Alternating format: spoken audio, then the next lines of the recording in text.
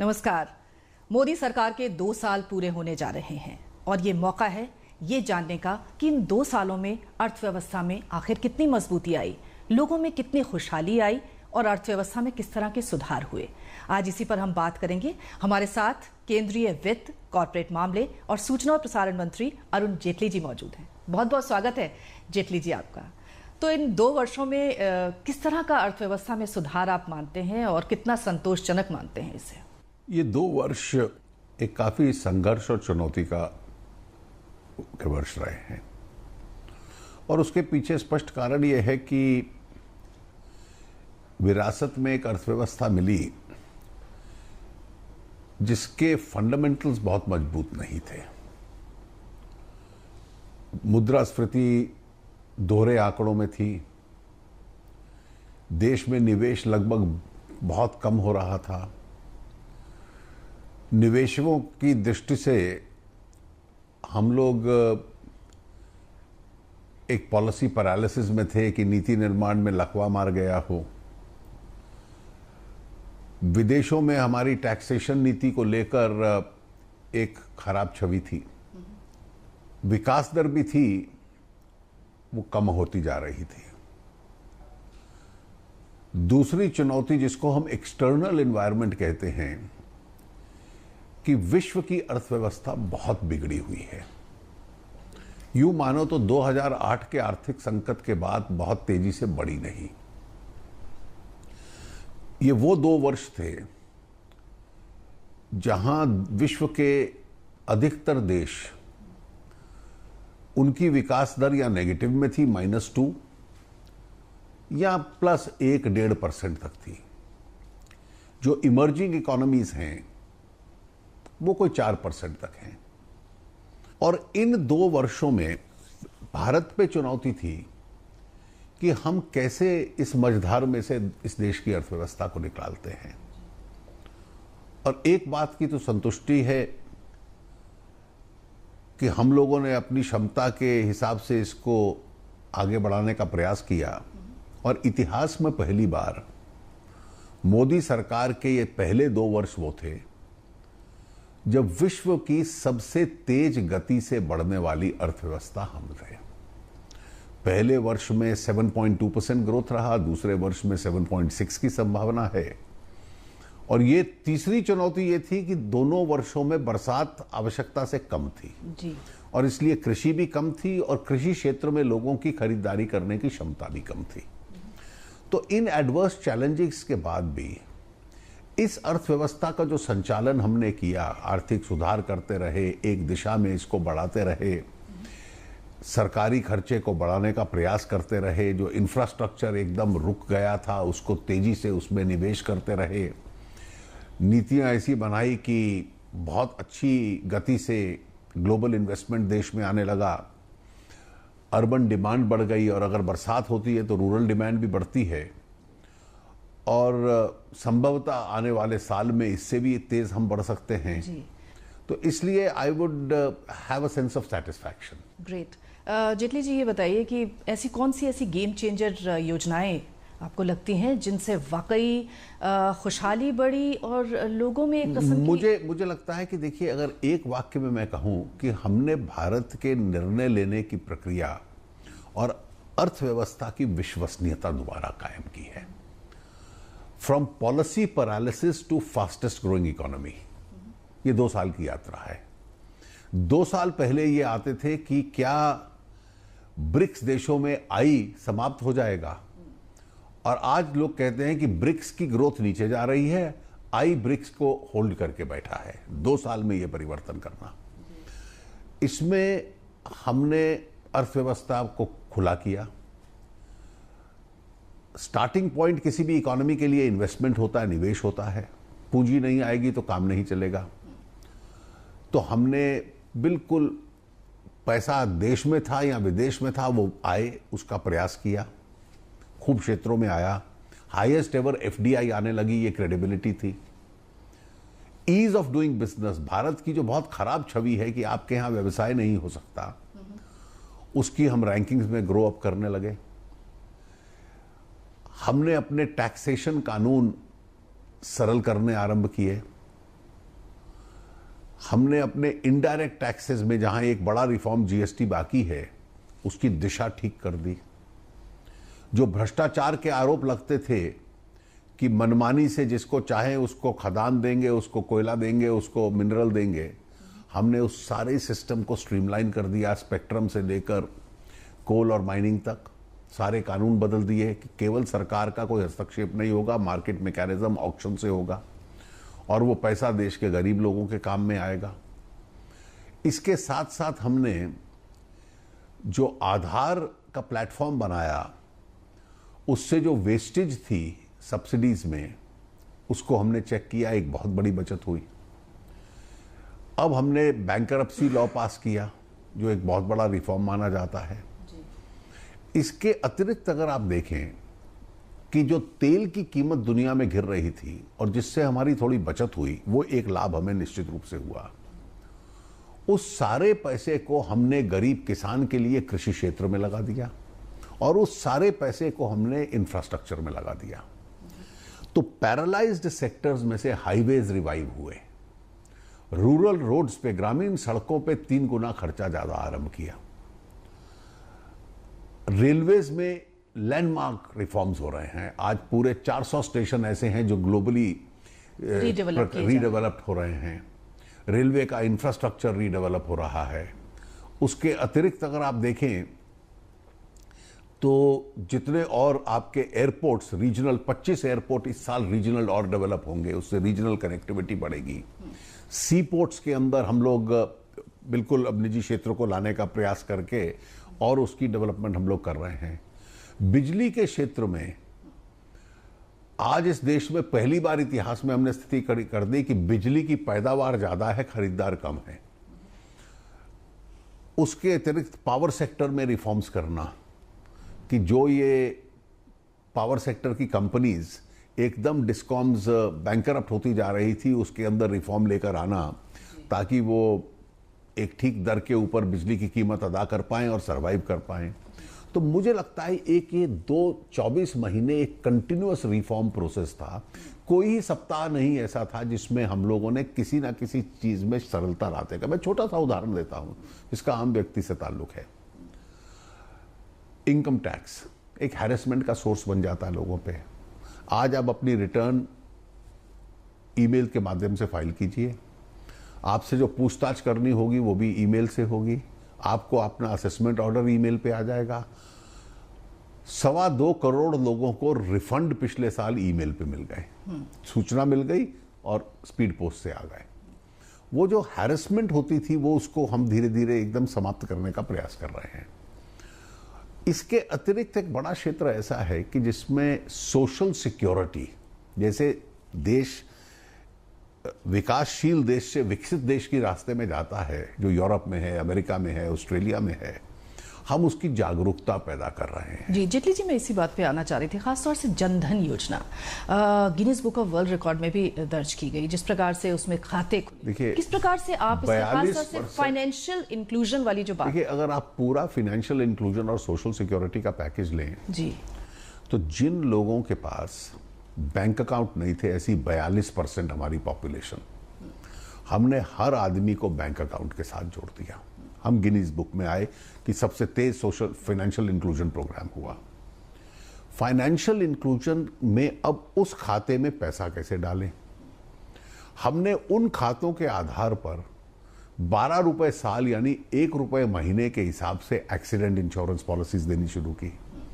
Life insurance की उनको सस्ती पॉलिसीज देनी शुरू की। किस तरह का रिस्पांस मिला है जेटली जी इसकी? देखिए, आप लगभग 21 करोड़ के करीब तो खाते नहीं खुले, आपके 10 करोड़ के करीब तो केवल इंश्योरेंस लोगों ने कराया। तो एक अनइंश्योर्ड सोसाइटी को इंश्योर्ड सोसाइटी बनाना, उसके बाद फिर हम पेंशन की दिशा में लोगों को ले जाए कि जिस अपने वर्किंग करियर में कुछ पूंजी डालते रहो, जब रिटायर हो गए तो आपको पेंशन मिलनी शुरू होगी, वो हमने आरंभ किया।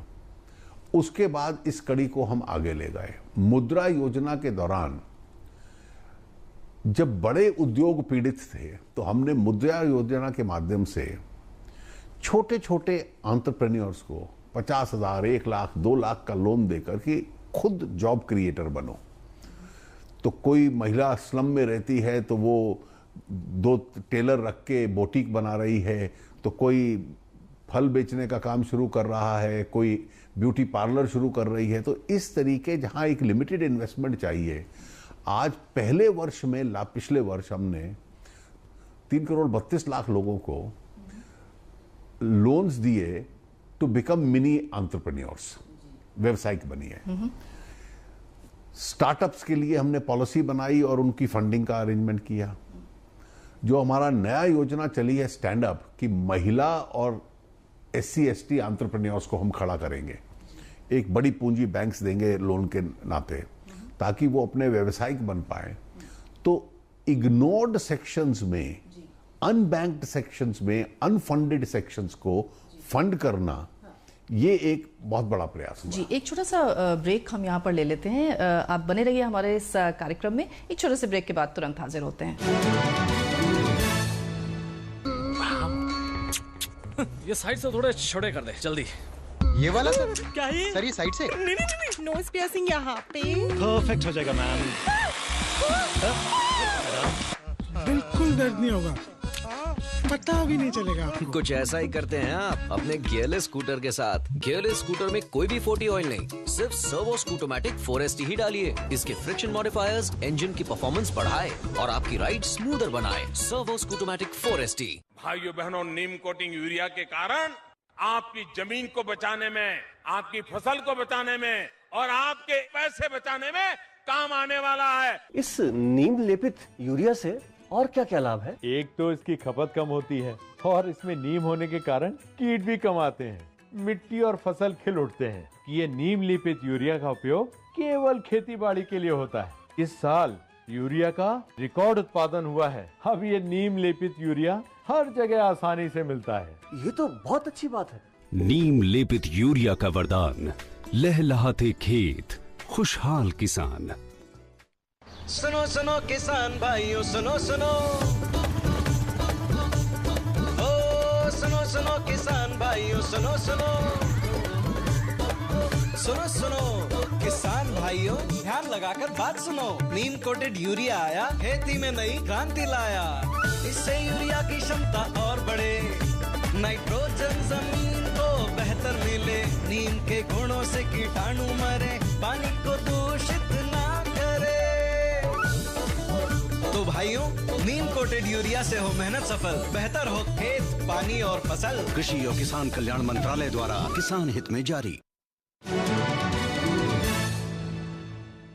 एक बार फिर से आपका स्वागत है। आज हमारे साथ केंद्रीय वित्त, कॉर्पोरेट मामले और सूचना और प्रसारण मंत्री अरुण जेटली जी मौजूद हैं, जिनसे हम भारत की अर्थव्यवस्था के बारे में, इन 2 सालों में क्या कुछ सरकार के प्रयास हुए उनके बारे में जानने की कोशिश कर रहे हैं।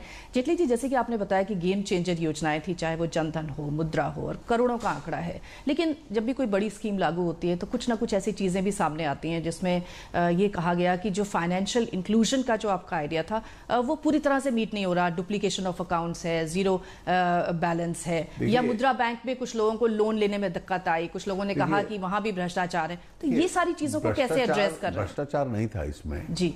हमने पिछले वर्ष 1,22,000 करोड़ रुपया बैंक्स को कहा प्रायोरिटी सेक्टर लेंडिंग करो, तो 3 करोड़ 32 लाख लोगों को मिला है। इस साल मैंने 50% बढ़ा दिया टारगेट, 1,80,000 करोड़ कर दिया है। तो धीरे धीरे और एंटरप्रेन्योर्स इसमें आते जाएंगे मुद्रा में। जहां तक जनधन में जीरो बैलेंस अकाउंट्स थे, तो हमने गरीब लोगों को बिना पैसे के जीरो बैलेंस अकाउंट पे अकाउंट खोलने दिए। 70-75% अकाउंट ऐसे थे जिसमें 1 रुपया नहीं था।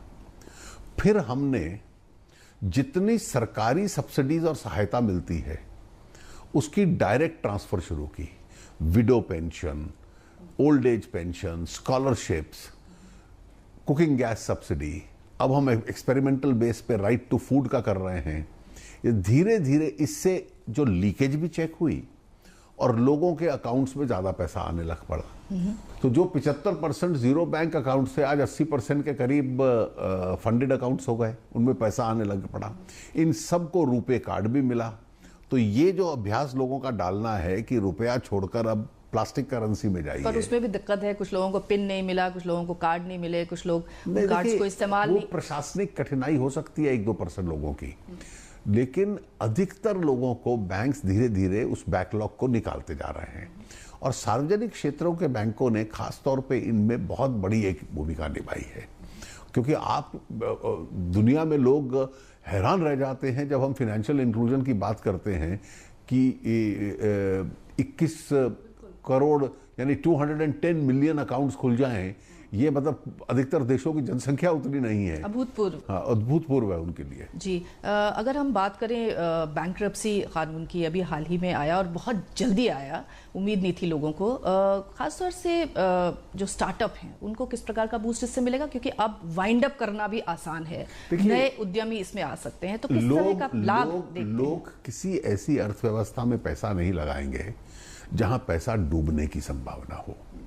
बैंक भी आपको उधार नहीं देगा, विदेशी भी नहीं डालेगा, भारतीय व्यवसाय भी नहीं उसमें डालेगा। और यह कोई आवश्यक नहीं कि हर बिजनेस सफल होगा, यह कोई आवश्यक नहीं कि हर स्टार्टअप में तो 10 स्टार्टअप शुरू होंगे, उनमें से 2 टेक्नोलॉजी में माहिर निकलेंगे और जाएंगे। तो जैसे एंट्री बिजनेस के अंदर सरल हो जाए, एग्जिट सरल हो जाए। कि पहले आज हम देश भर में देखते हैं कि पुराने किस्म की फैक्ट्रियां सैकड़ों में बंद पड़ी हैं, मजदूरों को उनका वेतन नहीं मिला, गरीब लोग तड़प रहे हैं, बैंकों को उनका पैसा नहीं मिला, मालिक भागे हुए हैं और एक नेशनल एसेट के रूप में वो फैक्ट्रियां बंद पड़ी हैं। आप देश भर में घूमिए, हजारों आपको मिल जाएंगे। बैंकरप्सी कानून के पीछे उद्देश्य यह है कि जब बिजनेस फिसलने लगे तो फिसलने से उसको पकड़ो। अगर एक मैनेजमेंट नहीं चला सकती तो और उसके पास साधन नहीं है तो कोई दूसरी मैनेजमेंट को वो बेचो और वो आकर उसको टेक ओवर करे। दूसरा, और अगर वो बंद हो जाता है तो आप बंद यूनिट को भी एज अ गोइंग एसेट किसी और को कहो कि चलाने का प्रयास करो, ताकि कर्मचारियों की नौकरी वगैरह ना जाए। और आखिरी परिस्थिति में कि अगर ये बिजनेस चल ही नहीं सकता और ये बंद होगा तो जो भी अथॉरिटी इसमें बनी है वो इसके एसेट्स को कब्जे में ले ले और लेने के बाद उनको बेचे और उससे जो पैसा आए सबसे पहले मजदूरों को दे, उसके बाद बैंक को दे, उसके बाद अन्य कर्जदारों को दे, उसके बाद टैक्सेशन अथॉरिटीज को दे। तो जो आज तक किसी को मिलता नहीं था और ये एसेट्स डेड बन जाते थे, जंग लग जाता था उनको, उस परिस्थिति से उद्योग को बचाने का एक प्रयास है। जेटली जी, जिस तरह से आप बात कर रहे हैं कि भाग जाते हैं ओनर्स और जिम्मेदारी छोड़ के, विजय माल्या का किस्सा जो है पूरी सुर्खियों में इस समय, क्या आपको लगता है कि उन्हें भारत वापस लौटाया जा पाएगा? देखिए, मुझे लगता है कि इंग्लैंड अगर इसमें कोऑपरेट करे तो उनको डिपोर्ट भी कर सकते थे, लेकिन उनका कानून ऐसा है वो किसी को डिपोर्ट नहीं करते। वो कहते हैं चार्जशीट फाइल करो और एक्सट्रेडिशन के लिए अप्लाई करिए।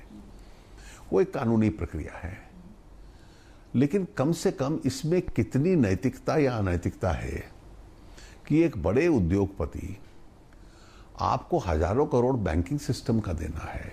इस बैंकिंग सिस्टम के आधार पर देश चलता है, देश का उद्योग चलता है, रोजगार चलते हैं।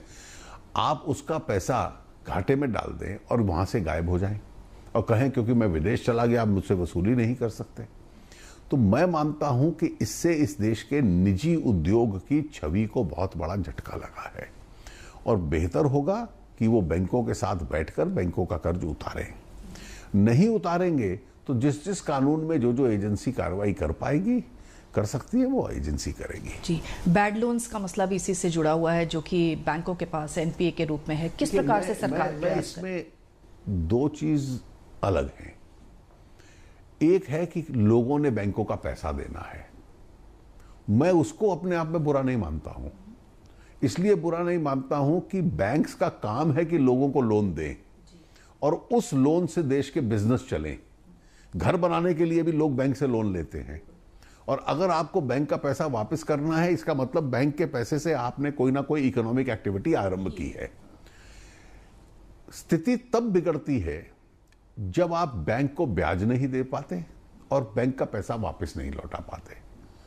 जब वो एसेट आपका इंटरेस्ट भी नहीं दे सकता तो वो नॉन परफॉर्मिंग बन जाता है। तो loan is not per se bad, it's only when it becomes non-performing that it is bad. अब इन नॉन परफॉर्मिंग के दो कारण हैं। एक छोटा कारण यह है कि कुछ लोन गलत लोगों को दिए बैंक्स ने बिना वेरिफिकेशन के, उसके लिए जो कार्रवाई करनी है वो होगी। लेकिन बड़ा कारण यह है कि देश के 5-6 ऐसे सेक्टर थे इकोनॉमी के जिनका बिजनेस साइकिल बहुत नीचे आ गया था। अब चाइना ने स्टील इस देश में सस्ते दाम पे बेच दिया तो हमारी स्टील इंडस्ट्री बैठ गई। हमने अब चाइनीज स्टील पे मिनिमम इंपोर्ट प्राइस लगाया तो हमारी स्टील इंडस्ट्री उभर रही है। अब धीरे धीरे वो लोन आने शुरू हो जाएंगे। हाईवे सेक्टर पूरा बैठ गया था, अब जब से गडकरी जी ने उसमें थोड़ा डायनामिज्म डाला है वो दोबारा से खड़ा होना शुरू हुआ है। चीनी के दाम दुनिया के बाजार में 18 रुपए किलो हो गए थे, आज वापस 30, 32, 34 रुपए पे गए हैं, तो चीनी का उद्योग दोबारा खड़ा हुआ है। तो ये वो नॉन परफॉर्मिंग सेक्टर्स थे जो परफॉर्मिंग बने हैं। आज भी इंफ्रास्ट्रक्चर में स्टेट डिस्ट्रीब्यूशन कंपनीज बिजली की, ये वो एरियाज हैं जिन्होंने बैंकों का काफी उधार देना है और इसलिए इनको भी परफॉर्मिंग बनाया जाए। उदय स्कीम, ये हम सब एक्टिव कदम उसके लिए ला रहे हैं। जी, काले धन को रोकने के लिए काफी सरकार ने प्रयास किया और कड़ा कानून भी बनाया है। उस दृष्टि से आप इन 2 सालों को कैसे देखते हैं? दो चीजें हैं। हम टैक्सेशन को रीजनेबल कर रहे हैं, उसके प्रोसेसेस को रीजनेबल कर रहे हैं। आप दुबई या सिंगापुर जैसे देश छोड़ दीजिए जहां टैक्स कम है।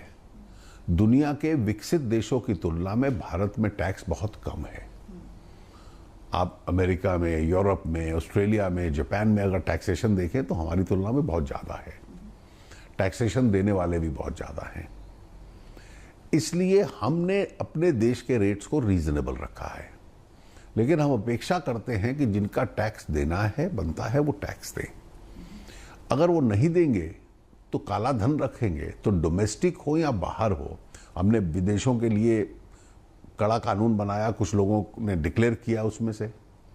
अब जो पकड़े जाएंगे उनको कड़ी सजा होगी। जी, पनामा लीक का मामला अभी चल ही रहा है, आपको लगता है उन पे कार्रवाई हो पाएगी? देखिए, पनामा लीक में 2 तरह के लोग हैं। एक वो हैं जिन्होंने आरबीआई की परमिशन के साथ किया हुआ है और एक है जिन्होंने गैर कानूनी तरीके से किया है। जिसका गैर कानूनी है, हमने 100% सबको नोटिस दिए हैं। जिनका गैर कानूनी है, निश्चित रूप से उनके खिलाफ कार्रवाई होगी। उसके अलावा आज ये स्पष्ट मैसेज समाज में जा रहा है कि देश के बाहर रखना तो बहुत खतरनाक है, देश के भीतर रखना भी काफी खतरनाक है। तो जहां टैक्सेशन रेट्स इतने रीजनेबल हैं, बेहतर यह है कि टैक्स दो और आराम की नींद सो। जी, अभी इंडिया मॉरिशस ट्रीटी भी आपने की, उसका भी काफी स्वागत हुआ है। क्या और देशों के साथ भी, खासतौर से सिंगापुर वगैरह के साथ भी ये होगा? मॉरिशस ट्रीटी के पीछे भी उद्देश्य ये था कि जो कैपिटल गेन्स पे टैक्स नहीं लगता था भारत में भी, मॉरिशस में भी, अब 2017 से 50% और 2019 से 100% हम लगाना लगेंगे। तो जो काले धन का राउंड ट्रिपिंग होकर मॉरिशस के रास्ते से वापस आता था, वो अपने आप में रुकेगा। जी।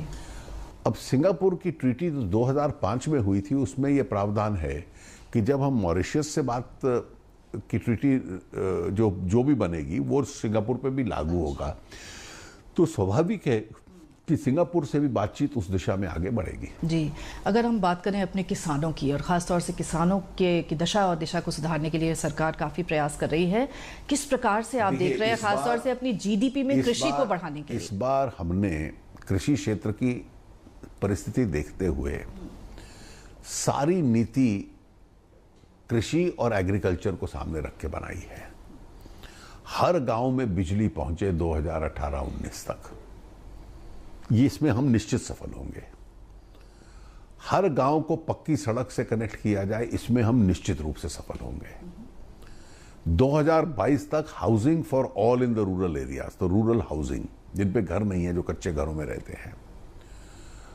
आप स्वच्छ भारत के तहत टॉयलेट्स हो, वो कैंपेन बहुत तेजी से चल रहा है। उसके अलावा सिंचाई की ग्रामीण क्षेत्रों में सस्ता ब्याज, यानी इंटरेस्ट को हम सबवेंट करते हैं, सरकार थोड़े ब्याज का हिस्सा देती है। मनरेगा के थ्रू माध्यम से एम्प्लॉयमेंट जनरेशन। तो ये कितने तरीके हम लोगों ने ढूंढे हैं गांव के इंफ्रास्ट्रक्चर, गांव की क्वालिटी ऑफ लाइफ और गांव में पैसा और साधन डालने के। ये अलग अलग तरह के 10-12 तरीके हैं जो पूरे इस बजट में भी हमने अनाउंस किए हैं और जिस पे कार्रवाई अच्छी चल रही है। पर आपको लग रहा है कि कृषि सेक्टर का जो स्ट्रेस है वो 2 सालों में कम हुआ है? देखिए, बरसात की वजह से नहीं हुआ, और इस साल अगर अच्छी बरसात होती है, जो मेट डिपार्टमेंट कह रहा है कि 106% प्रिडिक्टेड है, तो मुझे लगता है कि रूरल एरियाज को काफी रिलीफ मिलेगा। जी, चलते चलते हम बात करें सूचना और प्रसारण मंत्रालय की, किस तरह से देख रहे हैं आप 2 साल की आपकी कुछ ऐसी उपलब्धियां जिनका आप जिक्र करना चाहें? सूचना और प्रसारण का युग अब अलग है। वो युग ये है कि आज प्राइवेट मीडिया ने टेक ओवर किया है, उसकी स्वतंत्रता है, और इसके माध्यम से आप एंटरटेनमेंट सेक्टर, न्यूज सेक्टर, इसको एक्सपैंड करो और गवर्नमेंटल कम्युनिकेशंस को आगे बढ़ाओ। तो निश्चित रूप से ये जो एक ब्रीफ आईएनबी का है, उसको आईएनबी निभा रहा है। खासतौर से डिजिटलाइजेशन की एक प्रक्रिया शुरू हुई है, मॉडर्नाइजेशन की एक प्रक्रिया शुरू हुई है, उस दृष्टि से कितना काम हो पाया है? देखिए, वो काम इट्स वर्क इन प्रोग्रेस, मतलब वो उसको समय लगेगा क्योंकि इतना विस्तार नेटवर्क है। और मुझे लगता है कि ये हम लोग याद रखें कि जो सरकारी या पब्लिक ब्रॉडकास्टर्स होते हैं, उनकी जो रोल है वो प्राइवेट चैनल्स की तुलना में अलग है। आपको मजदूर के हित का भी, गरीब के हित का भी, किसान के हित का भी, मेडिकल साइंस से संबंधित, वे ऑफ लाइफ से संबंधित हर तरह के कार्यक्रम दिखाने हैं। उसमें एजुकेशन का कंटेंट एंटरटेनमेंट के साथ रहता है, और केवल एंटरटेनमेंट ओरिएंटेड टीआरपीस की लड़ाई में वो नहीं उलझ सकते। पब्लिक ब्रॉडकास्टर और प्राइवेट ब्रॉडकास्टर में एक अंतर रहता है। जब देश के वित्त मंत्री के साथ बैठते हैं तो आखिरी सवाल तो ये बनता ही है कि देश का जो विकास है और खास तौर से जो ग्रोथ रेट है, उसका किस तरह का अनुमान आप रखते हैं? देखिए, इसमें वेरिएबल्स हैं। अगर इस साल बरसात अच्छी होती है या दुनिया की परिस्थिति थोड़ी बदलती है कि विकास, ग्रोथ वापस आए दुनिया में, तो निश्चित रूप से हमारी इसी वर्ष भी पिछले साल की तुलना में प्रगति और आगे बढ़ सकती है। कितने का अनुमान रखते हैं आप? देखिए, मैं आंकड़े के साथ तो नहीं जाता, लेकिन निश्चित रूप से इस साल का जो 7.6% है, we are capable of improving upon that. हमारी शुभकामनाएं आपके साथ है। बहुत बहुत धन्यवाद हमारे साथ बात करने के लिए। शुक्रिया आपका। Thank you.